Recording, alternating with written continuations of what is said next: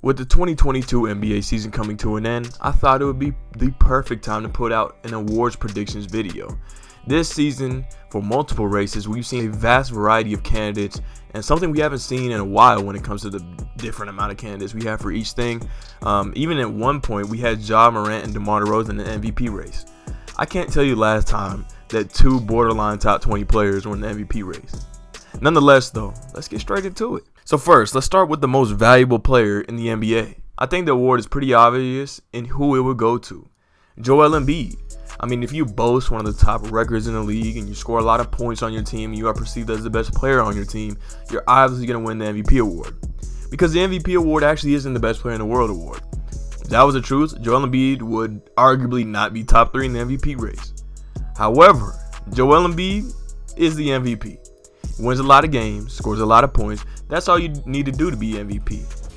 However, there was another guy who has been winning a lot of games, in fact more than Joel Embiid, and was scoring a lot of points, but played himself out of the MVP conversation. I just won't mention that, man. That shit was kind of embarrassing. I think we can all agree. Nonetheless, Joel Embiid is your MVP, and the best player in the world is not Joel Embiid. It is Nikola Jokic. Just a friendly reminder for anybody who needed it. For the Rookie of the Year this year, I think Scottie Barnes should win it. And for my runner-up, I have Evan Mobley. Scottie Barnes, to me, should win it because his offensive production is very monumental on the Raptors, and it has changed their ability to win games in these past couple months. When Scottie Barnes has been playing good on offense, the Raptors went on a winning streak. Obviously, he's also one of the best defenders, not only on his team, but in the NBA at this point.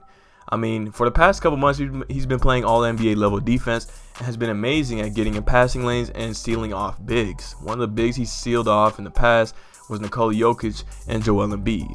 But yeah, Scottie Barnes has outplayed multiple players, and he is the most polished offensive player in the draft currently. That also was a good defender. Cade Cunningham is obviously the better offensive player, but he's been very inefficient this season, so we can't put him there. Evan Mobley's up there too, but he is a defender and a lob catcher at this point in his career.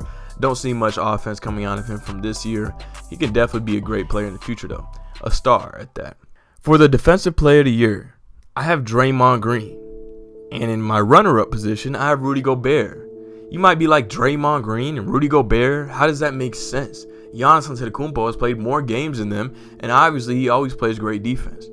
Well, to me, you cannot win Defensive Player of the Year without having an above-average defense.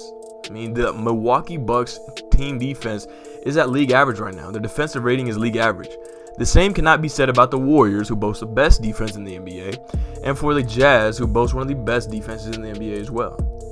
So to me, no matter what games played has even meant for these teams, Draymond Green is clearly the Defensive Player of the Year.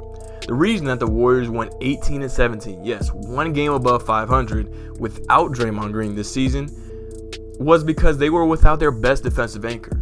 And he has quite literally floor raised this team to an amazing defense, one that tops the league. And that cannot be said about Giannis Antetokounmpo. Giannis Antetokounmpo, obviously he's been great on defense. He's been great on defense 95% of the games of his career. However, he is not taking his defense to one of the best defensive teams in the league. So Draymond Green is your Defensive Player of the Year.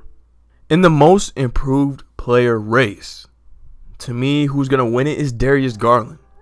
And in the runner-up position, we have DeJounte Murray.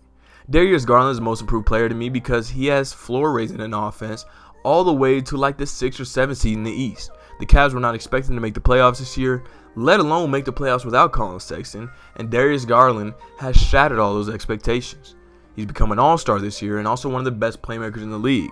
Yes, his game is pretty mid, as in the fact that his scoring is, very average, even though he does score above average when it comes to efficiency.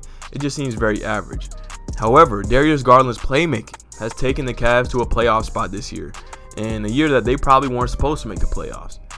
The only thing that would question me about this is if he can maintain it through the playoffs. Obviously, DeJounte Murray is not going to make the playoffs, so it doesn't matter for him. But to me, for Darius Garland to take that next step as a better star in this league, he has to sustain that play through the playoffs and against great defensive teams. For the Sixth Man of the Year, it is Tyler Hero. What is the objective of winning Sixth Man of the Year? Quite simply, all you have to do is score a ton of points off the bench, no matter if it's efficient or not, and make sure you play starters minutes even though you're technically not starting. Tyler Hero plays starter minutes. and he scores a lot of points, and he does it pretty inefficiently. But that is the reason why he's the 6th man of the year. We've seen it in years past. Jordan Clarkson last year. Jordan Clarkson last year actually had a stint where he was averaging like 19 points per game off the bench for a couple months, but shooting like 30% from the field. Still won 6th man of the year over his better teammate, Joe Ingles. For coach of the year, this year it should be Monty Williams. Last year, Tom Thibodeau won it, and I thought it was pretty deserving. I mean, he brought a very surprising Knicks team to new heights. And then this year, they dropped all the way back down to where they were a couple years ago. Their ass. So anyway, Monty Williams deserves it this year. I mean, this is a team that almost has an 80% win percentage this season. And when Chris Paul went down, they didn't flounder. I mean, they've been a great team without Chris Paul. Devin Booker, still a great facilitator when Chris Paul is not there. And a lot of that has to do with their system. Because in reality, Devin Booker, he's a solid passer, don't get me wrong, but he is no Chris Paul level passer.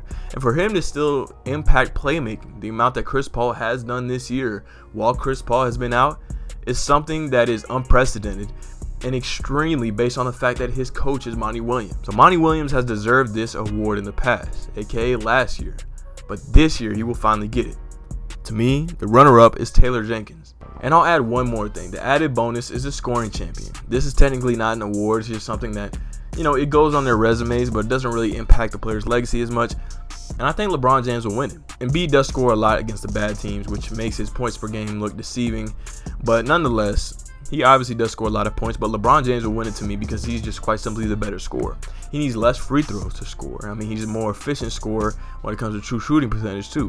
Effective field goal percentage, he's more efficient. So LeBron James will be the scoring leader to me because he can score on everybody. And this year, Kevin Durant cannot qualify for it because he hasn't played enough games. But if not, it would have been definitely Kevin Durant. Obviously, the best scorer in the league that's not Nikola Jokic to me. So thank you guys for watching the video. Make sure to leave a like, subscribe, turn on post notifications, watch my previous video on the 2022 NBA mock drafts, and have a good day, y'all. Peace out. Hey, come on, I got a bag on me. You try to take it, leave you stinking like your last homie. She kinda cakey, little baby, put that ass on me. But I ain't that horny, do you got some cash for me? Why every time you ask him that, bitches act funny. And you keep trying to hold the strap, you won't slap for me. You too happy, I can tell you never had money. Every time you get on live, gotta flash money.